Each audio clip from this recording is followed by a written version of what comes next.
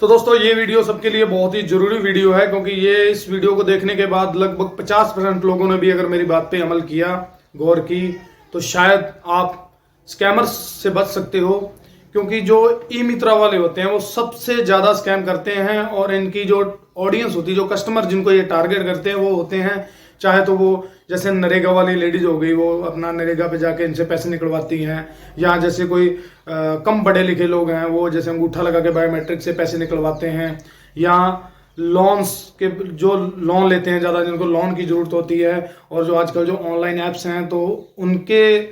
वजह से ही ये सबसे ज़्यादा जो स्कैम होता है वो ये ई मित्रा वाले करते हैं। और वो किस किस टाइप के और किस तरीके से स्कैम कर सकते हैं, आज मैं इस वीडियो में उसी के बारे में बताऊंगा दोस्तों। तो दोस्तों मेरा नाम है गुरविंदर सिंह और आप देख रहे हैं गुरविंदर गिल 1.0। तो दोस्तों आप मेरे वीडियो को लाइक कर देना और शेयर जरूर करना, और दोस्तों जाते जाते मेरे वीडियो को सब्सक्राइब जरूर कर देना, जो कि बहुत जरूरी है दोस्तों, क्योंकि सब्सक्राइब अगर होगा तो मेरे को भी बहुत अच्छा लगेगा वीडियो बनाने के लिए। तो दोस्तों वीडियो को करते हैं स्टार्ट। तो दोस्तों ये ई मित्रा वाले सबसे ज्यादा स्कैम करते हैं लोन्स वालों के साथ, जो जिनको लोन चाहिए होता है। तो ये क्या करते हैं, जैसे अभी मैं पहले धनी फाइनेंस में था,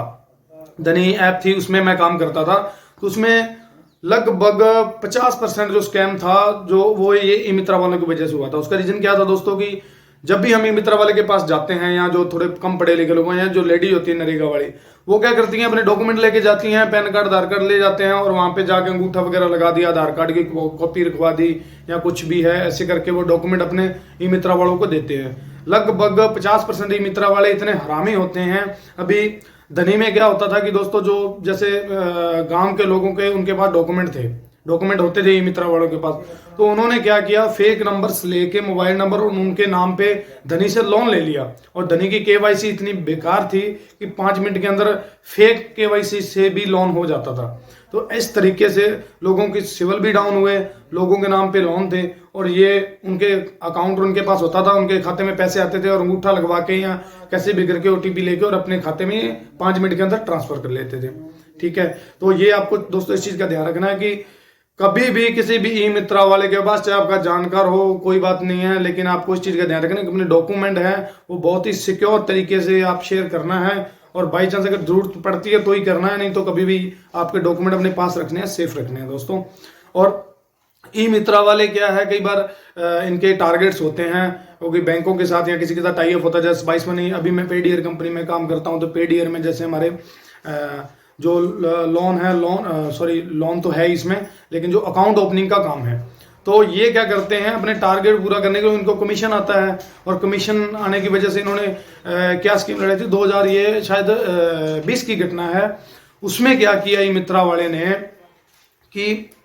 लोगों को बोला कि आप इस अकाउंट खुलवाओ, 250 रुपये आपके अकाउंट के लगेंगे, और आपके 3500 रुपये खाते में आएंगे, और एक सिलाई मशीन भी आएगी आपको। तो जो नरेगा वाली थी लेडीज, उनको ज्यादा उसने टारगेट किया, और कम पढ़े लिखे लोग थे वो, उन्होंने क्या है 250 रुपये देके लगभग 300 खाते खुलवाए, और 250 रुपये का वो तो उसका कलेक्शन हुआ ही, साथ में जो उसने जो कंपनी के साथ टाई अप था उसका, और जो कमीशन आ रहा था वो भी कमीशन उसने लिया। आना क्या था, आना तो कुछ भी नहीं था। और उसके बाद में उसने क्या किया, फेक ट्रांजैक्शन भी की उनके खाते से, लगभग 9-10 हजार की। तो बाद में जब किसी लेडीज को पता चला, जो थोड़ी बहुत जानकार थी, उसने बाद में उसके ऊपर एफआईआर करवाई, उस बाद में फिर खुलासा हुआ इस घटना का। तो दोस्तों इस चीज का भी आपको ध्यान रखना है, कभी भी अपने डॉक्यूमेंट अगर आप शेयर करते हो, कोई भी ई मित्रा वाला आपको अगर स्कीम बताता है कोई, तो पहले उसके बारे में आपको सर्च करना चाहिए कि ये बात सही है या नहीं है, किस तरीके से वो बोल रहा है, किस तरीके से नहीं बोल रहा है, किस आधार पे वो हमें ये बोल रहा है। तो इस चीज का आपको पूरा सर्च करके उसके बाद में ही आपको ये काम करना है, नहीं तो ऐसे डॉक्यूमेंट वगैरह और किसी को भी ऐसे देने की जरूरत नहीं है। पहले आप उस चीज के बारे में जानो, अगर कोई भी बात बोल रहा है तो उसके बारे में पढ़ो। आजकल तो गूगल है सबके पास, अगर आपको खुद को नहीं पता तो आप अपने बेटे से, सिस्टर से, लड़की से, किसी से पूछ सकते हो कि ऐसे करके ये बात है, और आप हमें बताओ कि क्या है, उसके बाद में ही आप ये काम करो, है ना। कई बार क्या होता है, ई मित्रा वाले क्या करते हैं,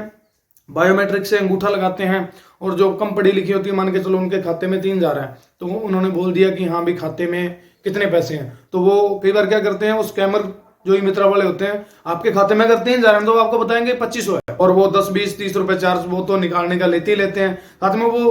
अंगूठा लगवा के बायोमेट्रिक से, और स्क्रीन तो उनके सामने होती है, वो जो 25 रुपया 3000 निकालते हैं,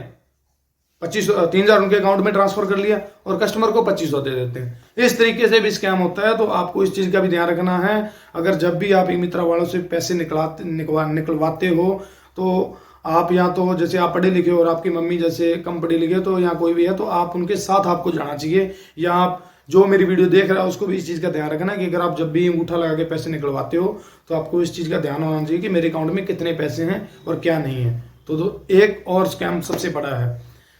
जैसे पहले मैं धनी में काम करता था, उसमें तो मैंने आपको बता दिया। अब मैं पेड ईयर कंपनी में हूँ, तो पेड ईयर कंपनी क्या है, एक तरह की स्पाइस मनी और जैसे एयरटेल बैंक जो सर्विस देती है वो ही सर्विस पेड ईयर देती है, लेकिन इसमें पर्सनल लोन का भी एक सर्विस है, पर्सनल लोन अपने दे सकते हैं। उसमें दोस्तों ये क्या करते हैं, इनका टारगेट होता है कि महीने में 5 या 10 लोन करने हैं, तो वो ये करते हैं। लेकिन ये क्या करते हैं, उसका चार्ज कुछ नहीं है। कंपनी ये कह रही है कि आपको कस्टमर से कुछ नहीं लेना है, आपका जो कमीशन है आपको कमीशन ही देगी कंपनी, लेकिन कस्टमर से कुछ नहीं लेना। जो भी उसका फाइल चार्ज होगा वो तो चलो कटेगा, वो तो एक अलग मैटर। लेकिन ये क्या करते हैं, आपको लोन दिला दिया, लोन दिलाने के बाद में मान के चलो आपका लाख का लोन हुआ है, ठीक है, तो आप 10,000 के हिसाब से ये अकाउंट कर लेंगे कि हमें इतना इससे लेना है। और ये कस्टमर से भी मान के लाख का लोन है तो 5-5, 6-6 हज़ार रुपए ये बिना मतलब के कस्टमर से ले लेते हैं। तो इस चीज़ का दोस्तों आपको ध्यान रखना है। और बाकी दोस्तों वीडियो में कुछ भी आपको लगेगी, थोड़ा बहुत ज्ञान की बात मैंने बताई है दोस्तों, वीडियो को शेयर करना, लाइक करना और कमेंट करना। और दोस्तों सब्सक्राइब आप करते रहोगे, लाइक करते रहोगे तो मेरा भी मोटिवेट होगा कि मैं भी एक नई वीडियो और लेके आऊँ और आपको अच्छी इन्फॉर्मेशन दूँ। तो दोस्तों मिलते हैं अगली वीडियो में। जय हिंद दोस्तों, वंदे मातरम।